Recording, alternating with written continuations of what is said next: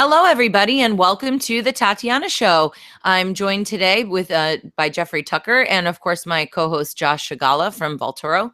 I'm very excited to speak with Jeffrey. We sort of put this together last minute because Jeffrey has posted an article about the Trump tax plan, and it was probably one of the only times I've seen him say anything favorable about Trump. I think that there's some room for criticism for sure, but this I think might be a win.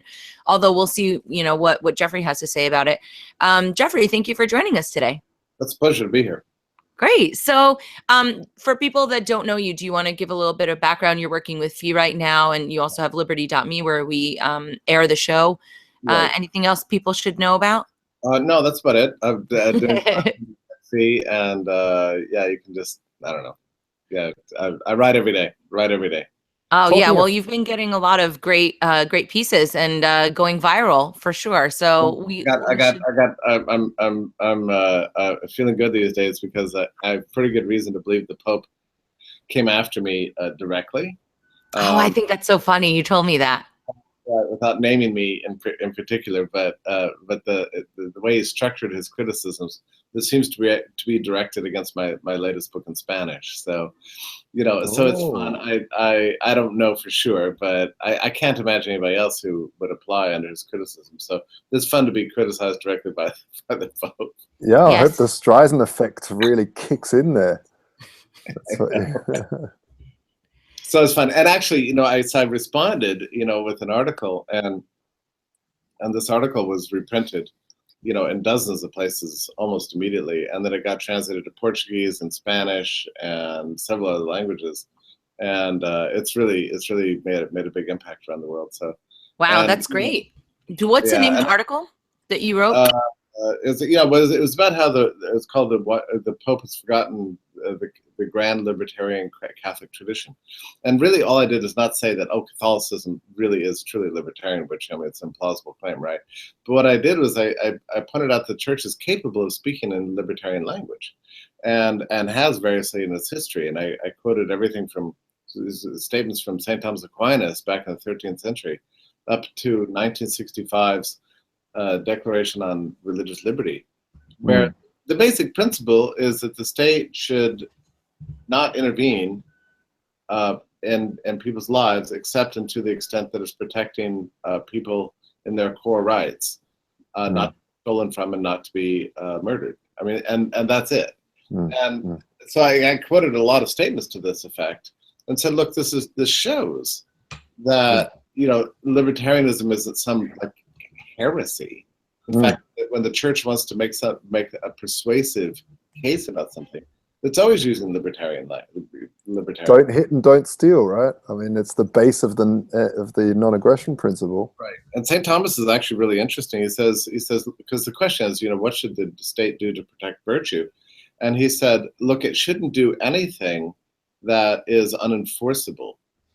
So it should stick with only the things that it can enforce among the majority, he says, which is to protect people from theft and murder.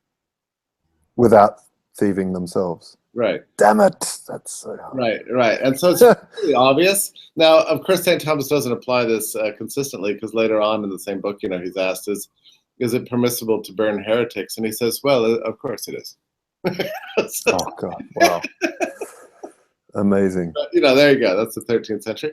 But what I found most interesting in doing this research was a statement from 1965, a document called Dignitatis Humanae, in which the church says that every individual has an absolute human right and indeed an obligation to act according to his or her own conscience, and that no individual, association, or institution is permitted to use coercion to prevent that from happening. It was a very clear statement. All individuals have an absolute right to freedom and thought and in action. So this was 1965, a very clear statement, which is basically a summary of what libertarians teach. Would you say that the Magna Carta also has quite libertarian roots, or Yeah, no, certainly, certainly it does. I mean, liberty has been growing for about the last 1,000 years in various iterations. We've gradually discovered it. It's actually interesting how slowly it's come about. I mean, I just finished watching a wonderful series on Netflix called On the Tudors. It's a detailed history of Henry VIII and his wives and everything. And throughout the whole thing, you see people being accused of heresy. Oh, he's a secret Catholic. Oh, he's a secret Lutheran. I mean, they're burning Catholics and Lutherans on the same day, since the king had his own view about what religion should be. And so nobody really knew for sure what that view was. So people are constantly positioning themselves. And the whole time I'm watching, I'm thinking, wouldn't it be nice if somebody, in the midst of this gigantic, bloody narrative, just proposed that maybe it's possible that we could have a world in which people can believe, say, for example, whatever they wanted, about anything. And so long as they're not hurting others, the government grants them that right. But there's an inconceivable postulate, in the 16th century that something like religious liberty was even feasible. And I find though that there's these points in history where you could have 100 years, 200 years of cultural growth towards liberty or any concept, and then you can have a really short amount of time, even one generation, where something flips, a culture flips, and that generation thinks, no, this is how it's always been. Take, for example, money laundering, or the concept of money laundering, or even following money. Like cash being bad. So we've had hundreds of years of cash, and it's very private, very anonymous. Now we've had 20 years of banking, credit cards, moving that around, and now it's just totally normal. Yeah, but you can't follow that, so it should be made illegal. And what's the state going to do if we don't follow cash? And it's like, well, the vast majority. So things can flip very quickly, even though the cultures. It's so true. And what's interesting too about this religion, that is a really good analogy, by the way. But on this point about religion, if you think about it, like we watch this and we think, well, Henry VIII was so cruel. Why couldn't they have just permitted both Protestantism and Catholicism and Anglicanism, all three?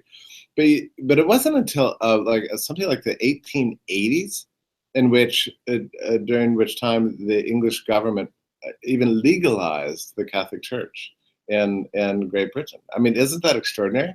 So the late 19th century, finally you have, an acquiescence to the idea of religious liberty. And nowadays, of course, all over Europe, it's inconceivable that you wouldn't just have basically religious liberty. And yet, I think even in Germany, declaring yourself to be a Catholic or a Protestant subjects you to a certain tax, right?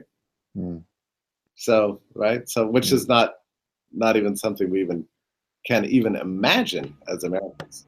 Yeah, here there's a church tax, and hence why hardly anyone goes to church.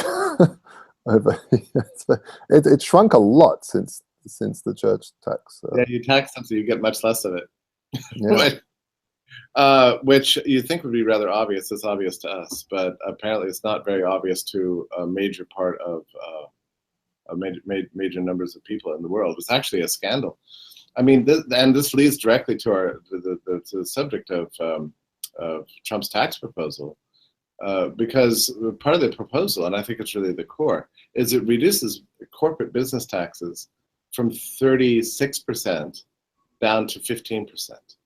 And 36% is one of the highest rates in the world. I mean, there are many countries with zero corporate taxes. And many countries have zero capital gains taxes. So this tax plan reduces them dramatically. And when I think about the macroeconomic effects of some tax policy, whether they can benefit everybody or not, this is exactly what I would say. That we need to dramatically reduce corporate taxes in this country if we want to get the economy growing again. But Washington has for decades assumed that somehow government was going to create jobs, through some jobs programs or job retraining or some nonsense, some macroeconomic stabilization policies or something. It hasn't worked. The beauty about the Trump's proposal is that it basically says aggressively, look, if we want the economy to get going again, we're going to have to rely on the private sector, and that means that means capital growth and formation and expansion and creation. And if you want those things, you have to stop taxing them at a rate of 35%. It has to be closer to. I'd like it to be 0, but 15% is a huge improvement.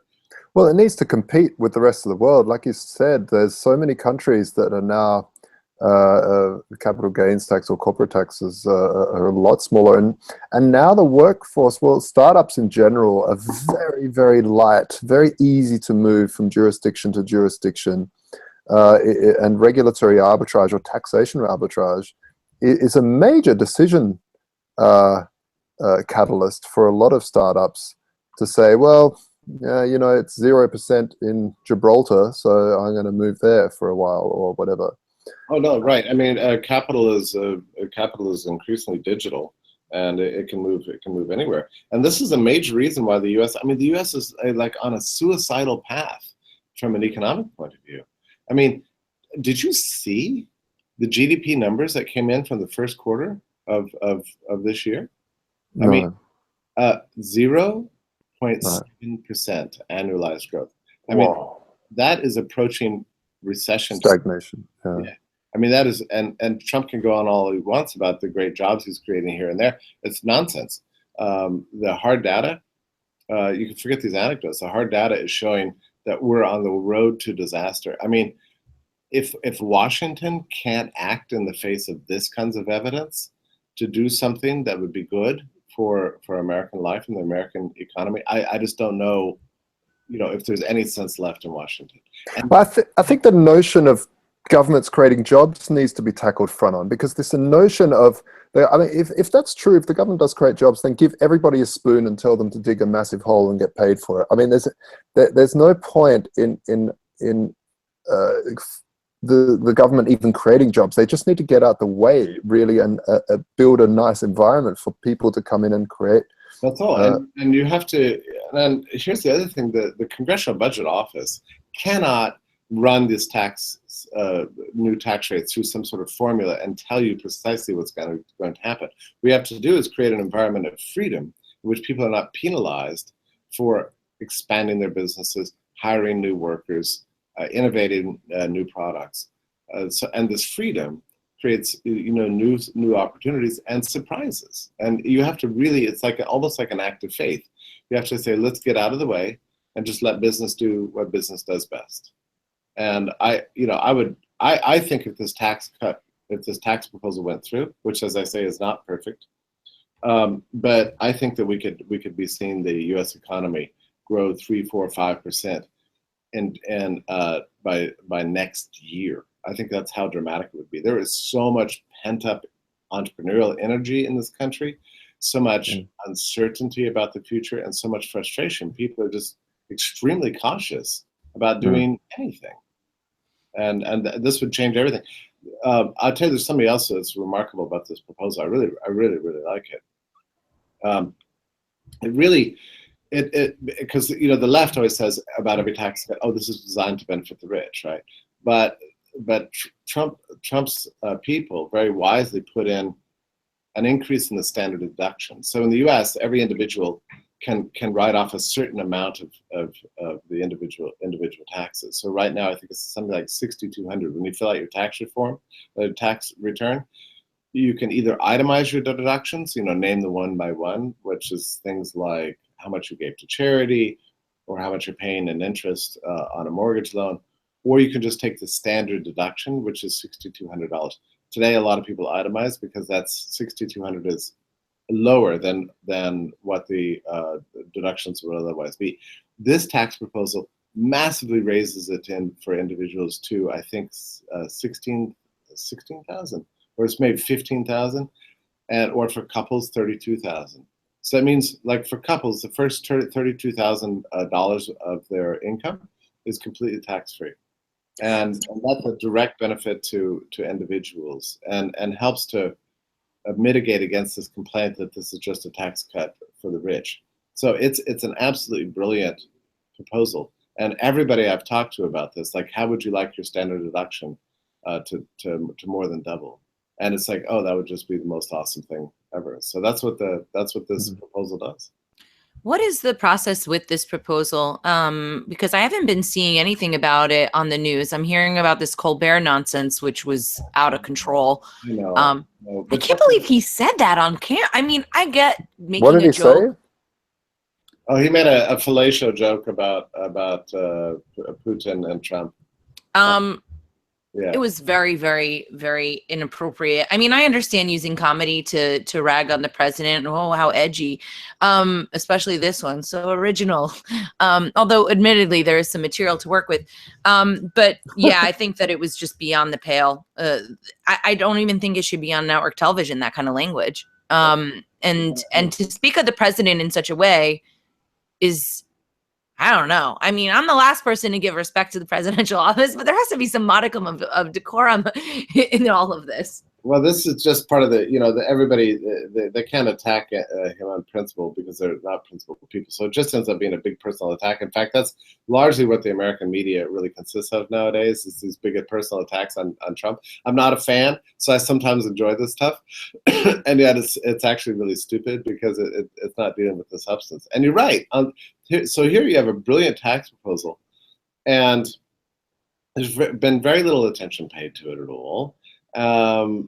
They gave a great press conference. It hasn't been put in legislation yet. It hasn't been considered by the House yet. But I'm hoping that as time goes on that it's actually going to be out there. But what's disappointed me most is that you find very few supporters. I mean, I've read. I mean, I can't even remember the last. I wrote an article supporting it, but National Review editorialized against it. On grounds that it would increase the deficit, and so they're supposed to be fiscal conservatives, right? Yeah. On that point, are there any spending cuts? Is he going to rampage through that a little bit, like Ron Paul was going to? Or? Well, so a tax bill doesn't address spending, and that's actually the scandal of the Trump presidency, is that he wants to cut taxes and increase spending. Yeah, you're going to get deficits. But my view is this: it's not my fault that the government ran up such high debts and keeps spending money on stuff I don't want, that I don't get, I don't see. But it's a matter of justice and economic soundness that my taxes should be cut. It's not just about my taxes, it's about everybody's taxes. I don't think it's really fair or just to balance the budget on the backs of the taxpayers. I mean, people need tax cuts, and it's up to Congress to cut spending where and when they can't. So my view is that all this talk about the deficit is really just an excuse to keep stealing your money. Well, what it generally turns into, and I know over in Europe it's definitely the case in terms of the ECB, but it's very unpopular to tax, and it's very hidden to just print. So and it's very unpopular to fire people on a mass slaughter of a whole government department. So they'd just rather print and get further into deficit. Right. And I understand people say, well, look, this is just, these tax cuts are just a kind of a sop to the people to buy off their support. And okay, I get that, it's fine, but still, from a point of view of morality and sound economics, taxes are way too high and they need to be cut. So I'm looking at trying to find things that the government can do that can save our lives and save civilization. Right now, I mean, we're going on the 10th year of really, really slow growth. And I tell you, this slow growth is really devastating the American spirit, and it's giving rise to political extremism. We've got wild street fights between the Antifa and the hard right. It's getting crazy. And I think it's all a result of the slow economic growth. People are extremely frustrated. So something has to be done. We're approaching an emergency situation. We need something to happen to kick this economy forward, get back on a growth path, so people can get busy again, get jobs, and get optimistic about the future. Yeah, I would say that's very true in the States. I think that there's a pretty negative attitude, and also the nonstop news saying, "Oh, things are so wonderful," I think is annoying people, because it's not, and it's very false. And for the people that do believe it, they start thinking, well, what's wrong with me? I mean, psychologically, I think it's really taking a hit.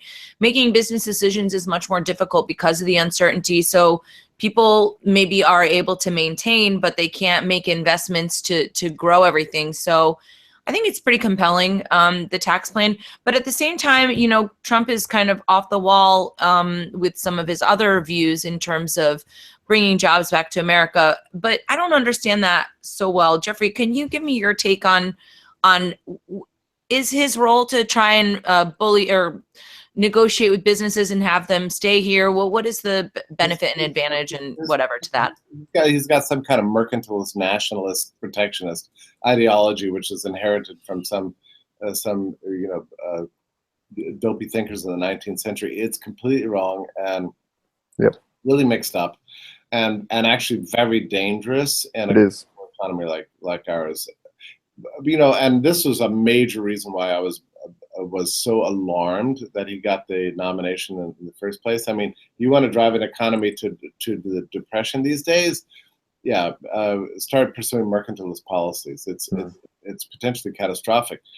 On the other hand, I'm not sure how much power Trump has to do it. I don't think Congress is going to go for it. His own Treasury Department doesn't seem to show any interest in this weird protectionist stuff. So, and I don't believe that the House or the Senate would ever pass a large protectionist legislation at this point, partially because they're all paid off by large multinational corporations.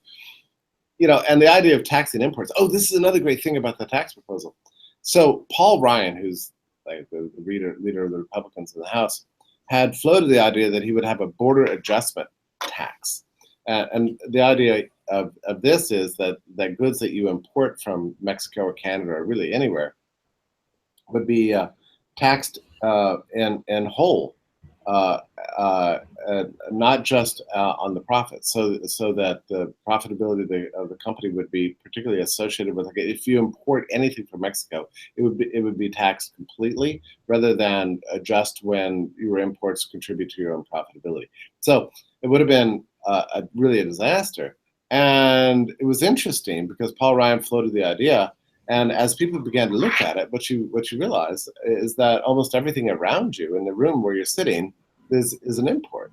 I mean, and there's not a company in the United States that doesn't benefit from international trade at some level. So this would have been a massive business tax increase. And what I found interesting is that proposal was just instantly shelved. It was just like thrown out, like, okay, that's dumb. And Trump didn't fight for it. So these days, I'm less worried. I think Trump is really wrong and really crazy on matters of international trade.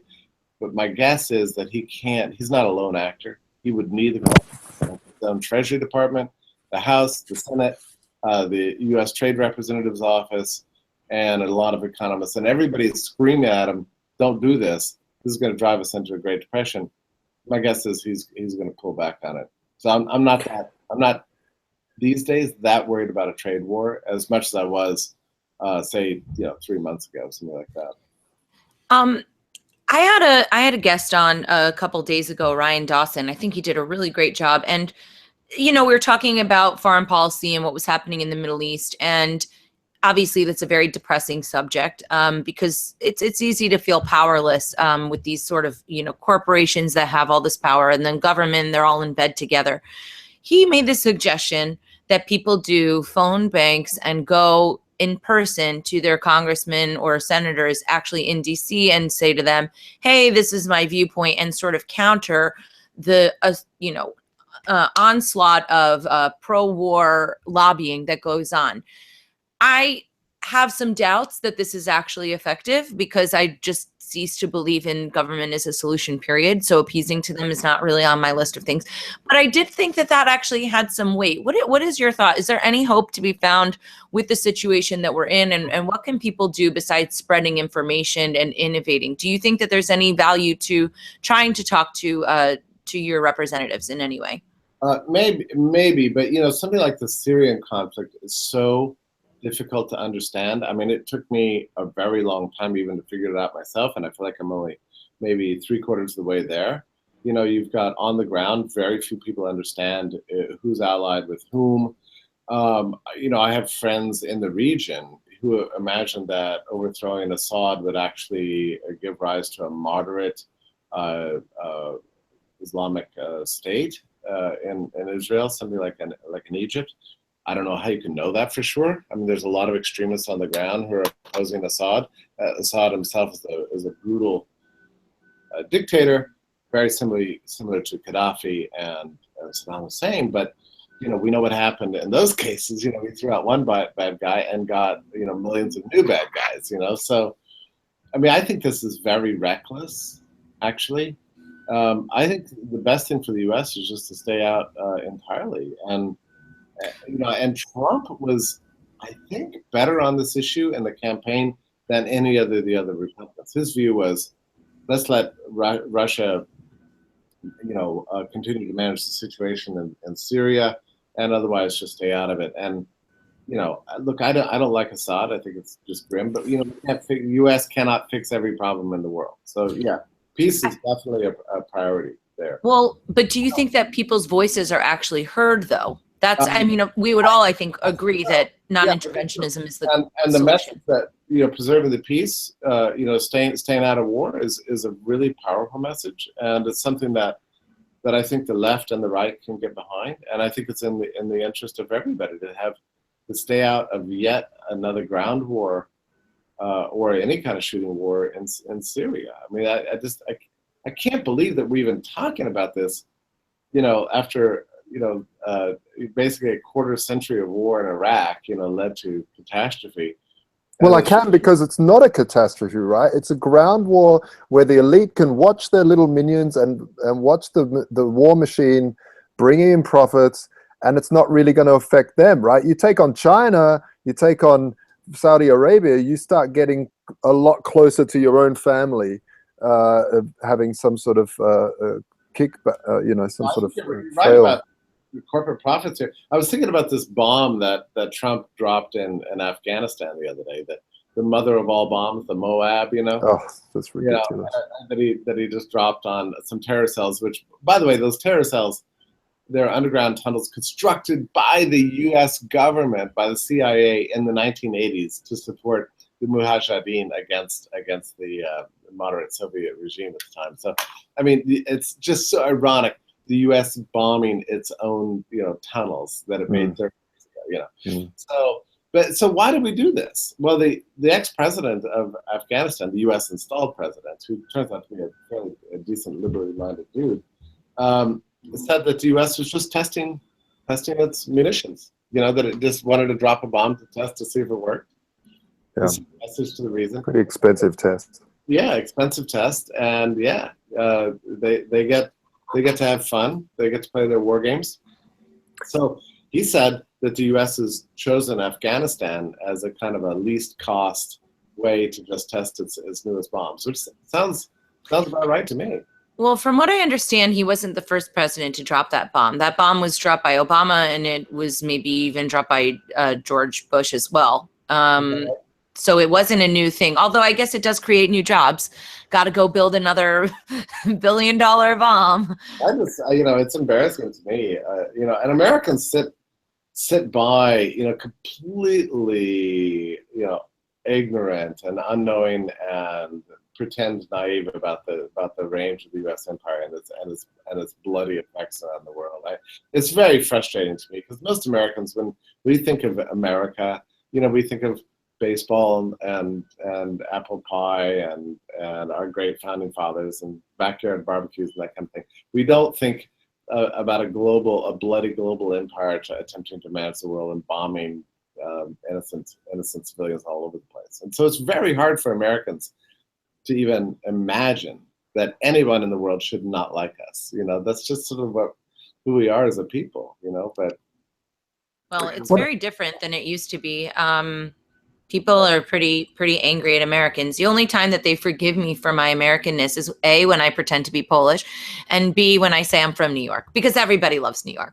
New York is, it's just like, I hate the American. New York, I love New York. And that's always the reaction. So I'm safe. But I think that, if you look at the 60s and the real cultural uprise of the anti-war movement during that time, I don't know how much of it is folktale or the movie industry highlighting the hippie lifestyle, but it seemed to be a pretty global phenomena that spawned out of the Vietnam War. And for the last 30 years, we've had little sort of pockets of anti-war movement, but we saw a massive decline after Obama got in. It was like he got in and instantly all anti-war protests disappeared, all Bush protests disappeared, and the wars kept on rolling through, in fact escalated. We really saw this culture of demonstrating war evaporate. And I think that's really sad. And artists, and I know that Tatiana can testify to this, but I see this all the time where if an artist sings an anti-war or voices any sort of opinion, political opinion, they get shut down. Just stick to your day job. What are you doing talking about? And really, artists were so important in most political movements to voice opinion in a clever way. But, a lot of this comes down to, I've thought about this era a lot. It really mattered that people were being drafted at the time. So at any moment, you could get your draft notice in the mail and be sent off to some foreign war and being told to kill and be killed, for a cause you didn't even care about, right? And that does inspire people to really act. Unfortunately, I guess it's good in a way, but it's also bad. People are untouched by imperial wars today. Americans are not being drafted. Most of the military is recruited out of classes of people who have very few economic options in life. And they're sent in as fodder in the U.S. Imperial Crusades. And so it doesn't translate to any kind of mass movement. So you have to almost have like an abstract dedication to justice, not just self-interest, but just peace as an ideal in order to become an anti-war activist these days. But I think that's where music comes in, right? And it's not, I've always viewed the voices of artists as sort of the untouched, right? Because if you work for a bank or if you work for a corporation or if you work in different lines of industry, you're not able to speak out. So if you don't have the artists who are basically beholden to no one other than their patrons, which is why I think we have such a problem in the music industry now, because artists are being funded with record labels, and record labels have an agenda. They have an investment, portfolio that they need to keep above ground. So they don't have an incentive to take controversial messages.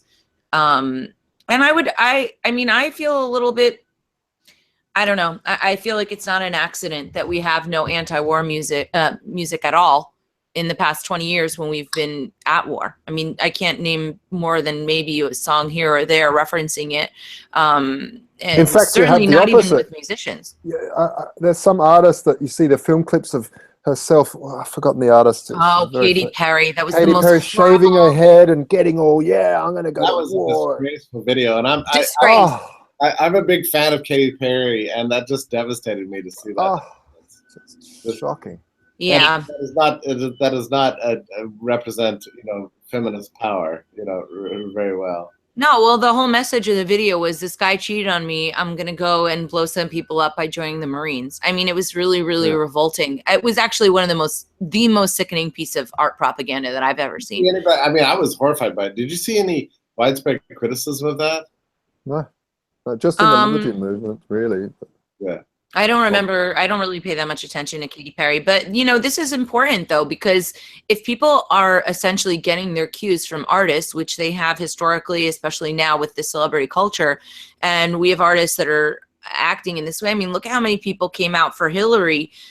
Hillary's a monster. I mean, Trump is terrible too, but he had a glimmer of hope. There was an anti-war sentiment behind him. I think that there was an anti-establishment that, often is overlooked when people try and analyze why he had a success.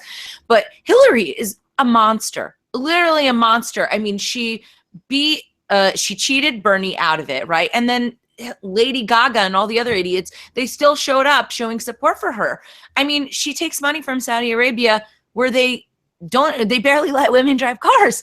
So I think that there was a lot of ignorance out there about her role. Embarrassing for them. They should be embarrassed. They're horrible. Supporting State Department wars and the drone attacks and her role as the head of the State Department and the intervention in Libya and Iraq, which basically created ISIS. I mean, people just they're just basically unaware of her. I mean, Obama was, by comparison to Hillary Clinton, was much more a peace-oriented president, which is kind of ironic to say, but yeah, it was ridiculous to see all these Hollywood social democrats, and lefties backing Hillary Clinton as if it was a matter of social justice or something.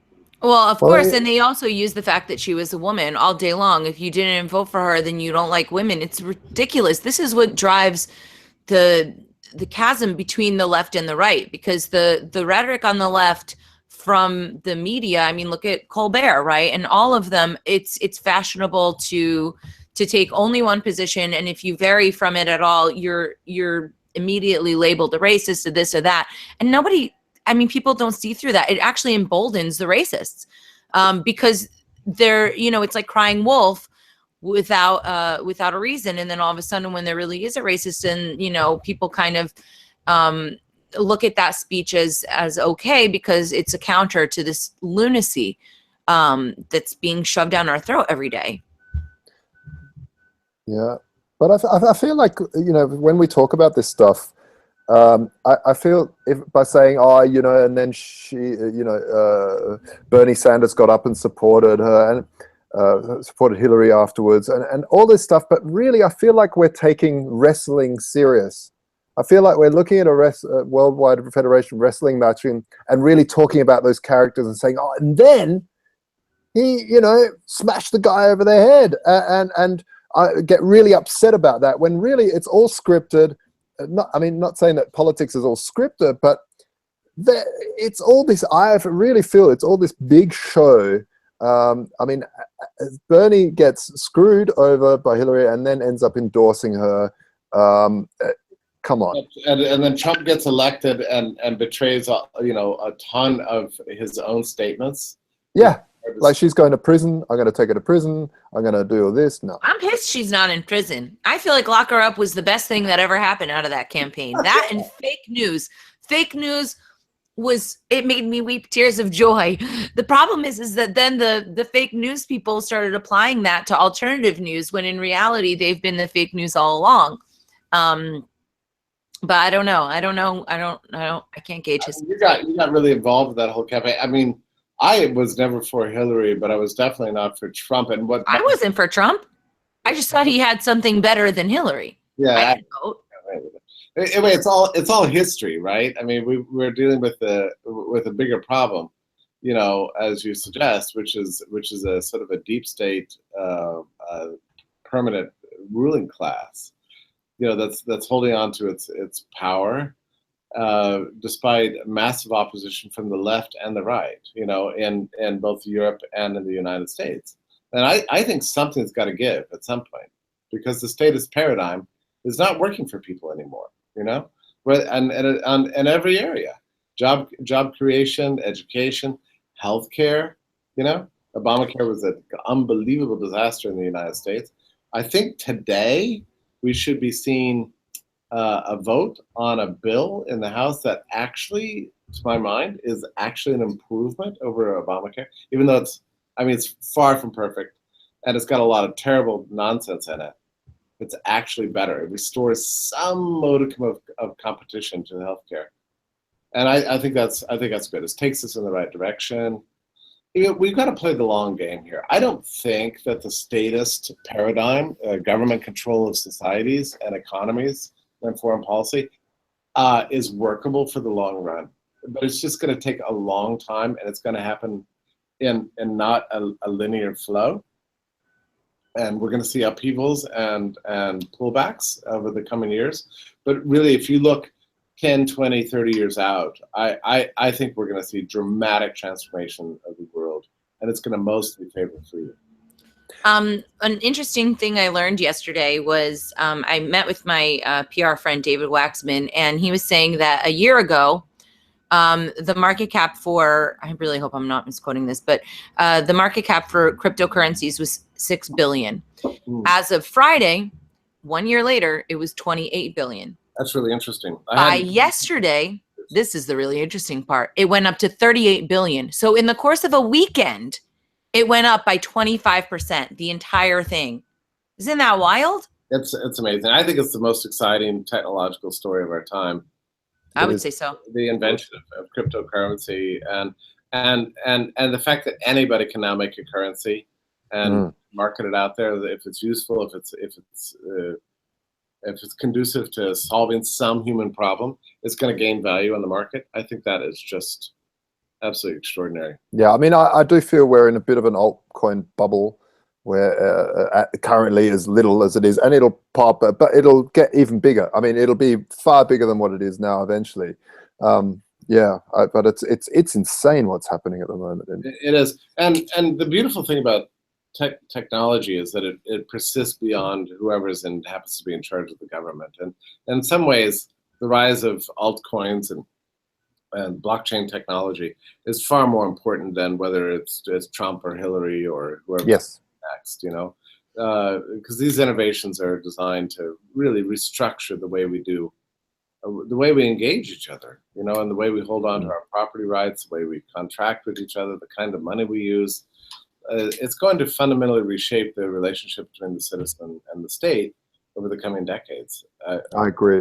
And I heard this rhetoric about blockchain technology being, how important blockchain, it's more important than the token, the currency. But I tend to totally disagree with that. I think it's something that we use every single day. It's almost as important as breathing, is the proof of work that we hold in our hands to give to someone else to exchange that for something that we can eat. They go together. Blockchain and Bitcoin or altcoins and blockchain technology, sidechains. I mean, they're all tied together. I think the debate about which is more important is all just kind of silly, because with the white paper we got a first template for how something could work. That we could port information packets peer-to-peer around the world in an encrypted way and a scalable way, and that was the moment at which history really changed. Yeah, a unique digital asset is something so extraordinary.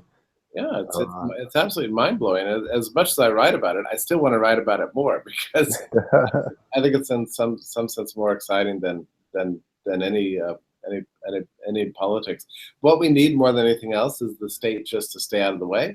Yes. And entrepreneurs and the private sector, free enterprise, freedom itself can restructure the world into a world of peace and justice and prosperity. Of this, I have absolutely no doubt. The only thing that's holding us back right now are this kind of leftovers from the past, the 20th century large-scale social democratic imperial states.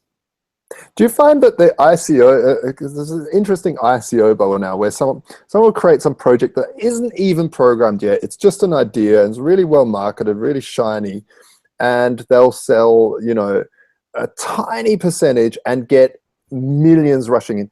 Do you and a lot of the time it's just a nonsense thing. It's not even going to happen. Do you think this is because of the state building so much regulation, protecting people for so long, that people have lost their own compass to be able to look at something and actually evaluate something as being worth something without thinking, well, the state's going to protect me. In the past of states protection of IPO law and regulation, whereas this ICO world is this total Wild West, which is fantastic. But I hope in the future people will start to self-regulate a bit more. And yeah, well, just the presence of the state has created very bad sort of cultural habits on the part of everybody. We always think that the government's going to take care of us in some way. We also have a hard time imagining what a future would look like in absence of major state institutions, and that's sad to me, because people are always saying to me, "Look, we can't have your ideal world, because then the poor will suffer." No, I mean, nobody wants the poor to suffer, but what we need are creative solutions to poverty, Do you think that how do you think the Trump administration is going to handle cryptocurrency? I think, well, we've got Peter Thiel up there. I think, God, Trump is so chaotic and almost schizophrenic on the topic, but we do have some people at the Treasury and in advisory capacities that are very sympathetic to cryptocurrency. So I'm guessing that we're probably in general going to be getting better treatment than we would otherwise get. But you never know with this guy, right? I mean, this is a guy who, 6 months ago was praising WikiLeaks. And then I think the other day he said something like Julian Assange should be jailed, So you never know what he's going to say one day, the next, what he's going to actually do. He's a populist. He does whatever is popular at the moment. Yeah, he's really obsessed with the headlines. Yeah. Stay in the news. This is what drives him. I just want to back up a bit. Yeah. Jeffrey, I've got a lot of American friends living overseas. Was there anything in the tax plan about this double taxation, the long tentacle arms of the American state? It's the only country that actually taxes you even if you're earning your money in another country. That's right. There's nothing in the bill, as far as I know, that concerns that. I look at this bill as like a first step. And well, one of the things that's interesting, it does have a one-time repatriation because because of these kinds of problems, so many American companies are storing tens of billions of dollars overseas banks, major corporations like Apple, and afraid to repatriate them because it'll be taxed at at such high rates. So he's proposing a one-time repatriation tax diminution to 10% to get American companies bringing the cash back home, and I think that's good. I mean, my view of all this stuff is if you're going to tax less, then I'm for it. If you're going to tax more, I'm against it. So I think that's an interesting idea. Jeffrey, so you and I are going to be on the Freedom Fest panel about the Silk Road this year, so I'm looking forward to joining you for that. What do you think is going to be the take on the drug war? Because there's a lot of concern. Obviously we're all supporters of Ross Ulbricht. Right. There's a lot of crazy news going on about that right now with the Hit Job book by that writer. I'm not even going to honor his name. But do you think that there's any hope within the U.S. for rolling back the drug war, or do you think it's going to intensify as it seems? I actually don't think it's going to intensify. I mean, Jeff Sessions, really, at the Justice Department, has made noise about how marijuana is just almost as bad as heroin, and he's going to cut down on it. But there's so much massive cultural, social, political pushback against this nonsense. I mean, the Trump administration has also released statements saying that they're not going to intervene and state laws that liberalize access to things formerly classified as narcotics. So I think we're on a good path here. I think if Jeff Sessions actually tries to impose something like a prohibitionist regime on pot, it would be a catastrophe for the Trump administration. So I think they know better than that at this point. Well, frankly, I think that if they made all drugs legal and just had I'm not really interested in government regulation of anything, but I don't know. I think it would be a great way to make money for them if they legalized, they ran their own Silk Road, and then they could sort of set up protectionist nonsense there too. But at least it would be, I don't know. I think he should look at it as a money-making opportunity, but I don't know if he's going to see that. Tatiana, that is not a crazy statement, because when you look at what led to the repeal of prohibition, and let us never forget that we went through, I think, 10, 11, 12 years in this country in which, by constitutional amendment, it was illegal to produce and distribute liquor in the United States. I mean, if anybody thinks this is a normal country with normal people, just consider that actually happened like 100 years ago. Okay, so unbelievable, isn't it? Yeah, it's unbelievable. We actually tried to abolish liquor consumption and production and distribution. Fermentation. Yeah, by constitution, as if you pass an amendment to the Constitution. That was repealed by FDR in 1933, the spring of 1933, and part of the motivation for that was precisely to create a new access to a new form of government revenue. So, and it wasn't because FDR believed in human freedom. It was because a lot of governments, state, local, federal, saw an opportunity for collecting revenue. So sometimes that's how it happens.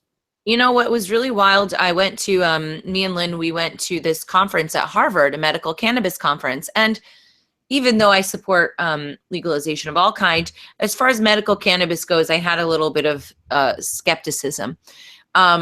First of all, the conference was fantastic, CanMed, and what I learned was, for even medical use, for example, there's a university in Mississippi for over 50 years that has a monopoly for providing marijuana to all of these medical testers, and in order to even test marijuana, you have to or cannabis, you have to go through all these different alphabet soup agencies. And then there was this other Israeli doctor there, and his business is booming in Israel. And it turns out that even these ABC agencies, which are forbidding this research to go on in this country, are actually financially supporting this Israeli, I don't know, lab or whatever. So they're exporting this work to other countries. They're holding the patents on it, but they're preventing doctors in America and researchers from doing the work that they need. And the anecdotal evidence for the effectiveness of these treatments is very overwhelming, but they're very stifled by the government. Right. So the drug war itself is making it difficult for people to get their medical marijuana in an appropriate way. You know, people will wait. There was a story this lady was telling that people will wait years to get approved, and then they get marijuana sent to them, cannabis, and it's covered in mold, which makes it completely worthless. Right. And the fact that one school in Mississippi has a monopoly nationwide for all the cannabis in the country is just bizarre. I guess it's not that bizarre, but considering the incentives, but it's very disheartening. And it takes months and months for these researchers to get this grant. I can just pull that back to a story over here in Germany during the DDR. You had governments controlling the car industry. You had to order your car when your child was born. So when it turned 16, you could eventually get the Trabant delivered. I mean, you know, so and because it's monopolies, you get these monopolies, monopoly on marijuana, even though it's outsourced, it's still, you know, it slows the whole thing down. It's really saddening to see America, the land of really this whole concept of free market liberalism and really self-destruct like this. Well, there's an incentive for the prisons, right? I mean, they literally just have a whole bunch of slaves in there. I know that sounds a little bit over the top, but I don't know. They have to sit there. The people they're getting, you know, my friend's father, he sold a teaspoon of cocaine to a girl. It was his girlfriend. She was working undercover. They put him in jail for 40 years. 40 years. Oh, man. If that's not slavery, I don't know what is. And, you know, I spoke with Bob Murphy about it, and he even wrote a piece about, is it slavery when they're forced to work in the prisons? Because supposedly they can opt in or opt out of the work, but they can't really, because they feed them very minimal things. They are dependent on the commissary. And if they don't work, a lot of times they're thrown in the shoe. So they get solitary for not complying. I mean, there's a lot of corruption, obviously, and actually there are a few good people that work in the prisons. And I'm not saying it's not a difficult job, but a majority of the people there are nonviolent offenders. And then think about the rippling effects through their families. I mean, if you want to eradicate poverty, if you want to build up the family, stop taking these people away from their families. I mean, put an ankle bracelet on them, slap an internet connection, and let them work online and pay off their debt to society that way. I don't know. I want to see some more pushback on that with this administration. I think it's a good bipartisan issue. Well, you know, the penal system is, in so many cases, it's the last thing to reform itself. I mean, it's just typically like 100 years behind the rest of society, you know? It's because it's government monopoly itself. So it doesn't improve. It's just not modern. It's always less humane than the rest of the social order. We've got to have some focus on this. Trump is terrible on this subject. And it was really depressing to me that he came out as this big law and order, support the police, you know, kind of candidate at a very time when Republicans were starting to wise up about the evil of the prison state and police abuse and that sort of thing. Suddenly Trump, you know, takes us back as if it's 30 years ago. It's really sad.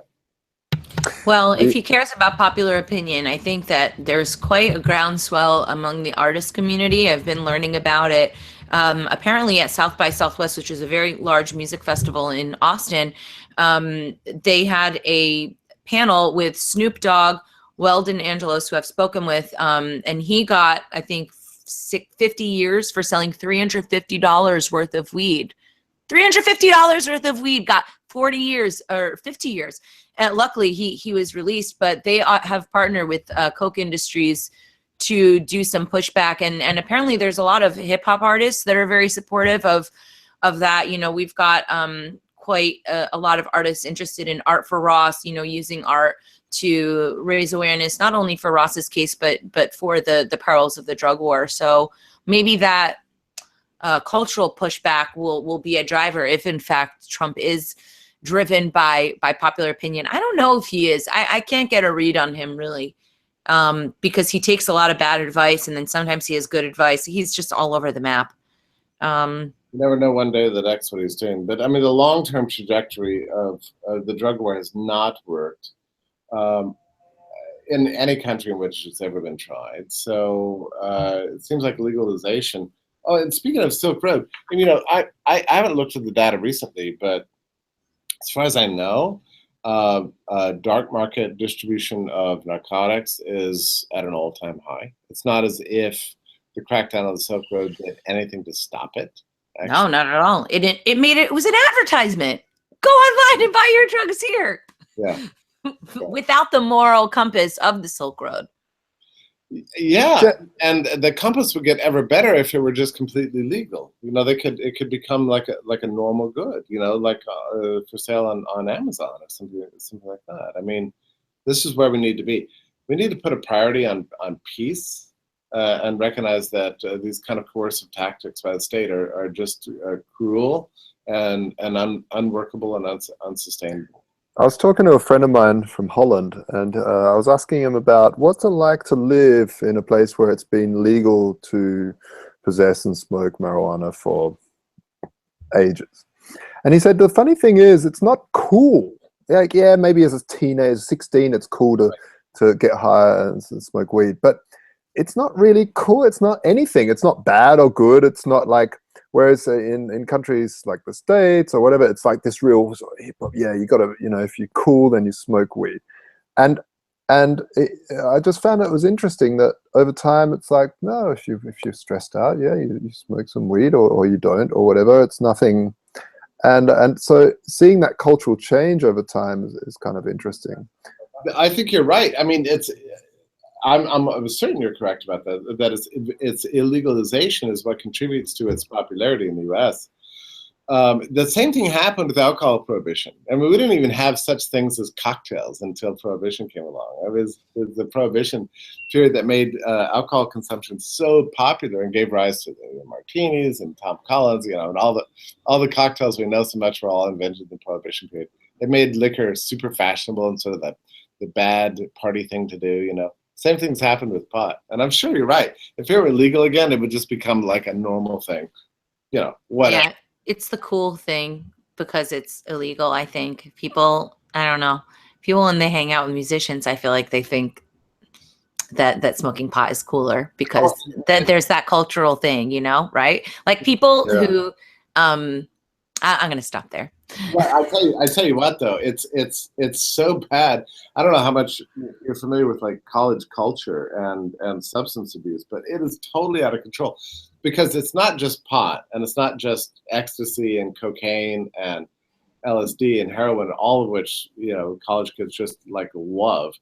But you know, you've got prohibition of alcohol persisting in college campuses too, because you can't drink until you're 21 in this country. So you add massive binge drinking to the mix of all the rest of these narcotics and everything. I mean, the American college campus culture with regard to substance abuse is completely out of control. It's beyond belief. At least when I mean, it's amazing to me. I was grandfathered in, like the very last second before there was a nationwide 21 age drinking law. I turned 18, so I was able to drink at 18. And and my college at Texas Tech, yeah, there was a lot of, drunkenness and stupidity, right? But it was nothing compared to what you see today. I mean, just inconceivable. People were also learned how to drink in a civilized way. I mean, a glass of wine at dinner and that kind of thing. There's normal drinking. But now here we are all these years later, and it is completely out of control on college campuses. And Oh yeah, in Australia, it was all pubs had to legally close by, I think it was 6 or 7 o'clock or something back. I think it was the 50s even. I mean, it wasn't very. Yeah, and so it was called the 6 o'clock swill or something like that, where people would rush from work to the pub, get as many down them as possible, and then go home and be absolutely hammered, and then eventually they dropped the law, and now people go for a nice little beer after work, and that's, and actually you see the same thing coming from Australia to Berlin, where Berlin is very liberal with alcohol consumption. I mean, you buy a beer at the train station, you buy beer everywhere, and you really don't see as much in-your-face aggression. Alcohol, you definitely, there's still homelessness and all that stuff. I'm not saying it doesn't exist, but the difference in huge amount of smashing it and culturally, it's so cool to get absolutely hammered. Where that's not really the culture here. The culture here is to definitely enjoy drinking and enjoy beer, but actually enjoy it instead of smashing it. And I think that has something to do with the illegality thing. Yeah, I had that same experience in Prague recently, where I arrived for a lecture at noon at a university, and everybody was sipping on champagne. Mm. I've never seen that happen at any public event in the United States ever, but in Prague it's just a completely normal thing. It's like, here we are, and yeah, nobody's drinking down whole bottles or shooting corks across the room or anything like that. Very civilized. Here's your champagne. Oh, here's you have 1, maybe 2 glasses or something, and you go about your business. I think it was just beautiful. I was thrilled. Same thing with beer. Yeah. Buy in the streets. Buy it here and here. You variously drink variously a little bit during the day, and nobody thinks anything about it. It's no big deal. So there's a big cultural thing, like you never drink before 5, and it's all just that's a bit of prohibition, really. And I think it goes back to what you were saying at the start. When you tax something, it becomes less. When you subsidize something, it becomes more. So if you subsidize the drug war, what's going to happen, folks? It's going to get more. If you keep putting money into the war on drugs, it's going to become bigger. It's not going to scale the problem. Oh, the abuse is completely out of control. And I have people say to me all the time, they're like, well, and speaking of hard drugs, they're like, well, we can't legalize heroin or LSD or ecstasy since those are very bad. Mm. Well, wait a minute. Yeah, they're very bad, but they're unbelievably pervasive. Just like I have no interest in any of these products, but I swear to you, if somebody challenged me to get all 3 of those drugs by 3 p.m. today, I could promise you I could get them. Yep. Even though I don't currently have any contacts or anything, I could find and they're getting cheaper and cheaper. So yes. It just shows that the war is not working because the supply is obviously becoming more and more. So the claim that, these are bad, what does that have to do with anything? Mm. I mean, they're terrible, but they're unbelievable, and they're illegal now, and they're incredibly pervasive and ever more so, and fashionable and loved and abused. It's just egregious. So I actually think you're right. If you really want an authentic war on drugs, it cannot come from the government. It has to come from culture and education and society. We need massive and immediate universal legalization of all these things. And then we can start to deal with the problems of substance abuse and drug abuse like normal people. But by funneling money, sorry. Well, also people are getting their cues that drugs are cool from media. I mean, that's like what every movie kind of, to me, in my teenage years, I felt like that was really a pretty distinctive message. We're going to have to wrap just because we're at the hour, but I did want to ask Jeffrey a couple of quick questions. Jeffrey, are you coming to Porkfest this year? That's still in play, so I can't answer for sure. I've got an email sitting in wanting to know my answer on that, but I'm gonna figure that out because it happens really the week after FeeCon. FeeCon's the big event of the year. You're coming. It's a big deal for the Foundation for Economic Education. That was what my other question was going to be. Tell us about FeeCon. Yeah, FeeCon. Well, we've been around 71 years, and this is our first huge national event. Mm-hmm. And we're throwing everything at it, and it's really exciting. 70 different speakers. I think it's over 3 days. You're going to be there. I'm doing a gazillion panels and everything, and it looks like we're going to have as many as 700 people. But that's just the capacity. But I think in the future it's going to grow and grow. I'm very excited about FeeCon as an institution and an event. I think of it as something like it's going to be more exciting than an educational seminar that you're going to get in college, something like that. But it's also not just going to be a pure party either. And we're going to try to mix it up a little bit, make it serious, fun, a wide demographic, students, supporters of Fee, just average general public. I think it's going to be really exciting. I mean, the culture of Fee's content online. It's radical, principled, but also has a mainstream feel.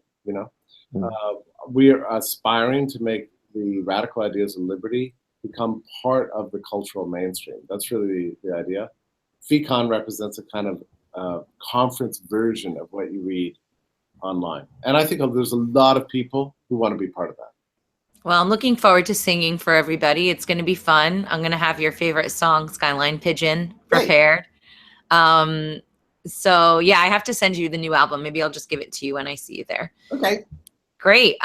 Well, if people want to read more of your work, where would they go? Fee.org. What's your Twitter? Jeffrey A. Tucker on Twitter, jeffreytucker.official on Facebook, and I write every single day at Fee. My usual time for release of my articles every day is at 9 a.m. Today's accepted because it's Star Wars Day, and I'm not such an expert on Star Wars, so we have a couple Star Wars articles up today. Oh, wow. I didn't even know that this was Star Wars Day. What's Star Wars Day? I don't know. People keep saying May the 4th be with you, and I don't even understand what that means. Right. Oh, boy. Oh, May 4th. May the 4th. I don't even understand. May the Force be with you. Come on. Yeah, I know it's a stretch, but hey, you've got those Star Wars fans out there. I want to say really quick thank you to the friends and sponsors of the show, the BitcoinCPA.com, CryptoCompare.com. Please support freeross.org. If you buy stuff on Amazon, there's a link there, so you don't even have to donate. Just every time you buy with that link, and it donates money to the campaign. Pamela Morgan over at thirdkey.solutions. She does amazing work, especially on blockchain legal applications that actually help people versus just talking about regulation all day long. My friends at Sovereign Tech and Sex and Science Hour, giving them the peace sign. And thanks, everybody. Vaultoro, check out Josh's gold and Bitcoin exchange. And Crypto Media Hub, if you want marketing, PR, or advertising event help in the crypto space and beyond, come and talk to me. And please buy my new record, Keep the Faith. It's a good one. It's right here. Album cover is drawn by political prisoner Ross Ulbricht. So, that's a good way to get the word out about Ross, too. Yeah. Thanks, and everybody. Get some Tatiana coin. Oh, yes. Well, yes, Tatiana coin. That's going very well. I have new news about that. Maybe I'll tell you guys next week. Oh, how exciting. All right. Awesome. Thanks, everyone. Bye-bye. Thanks, Thank you. Bye-bye.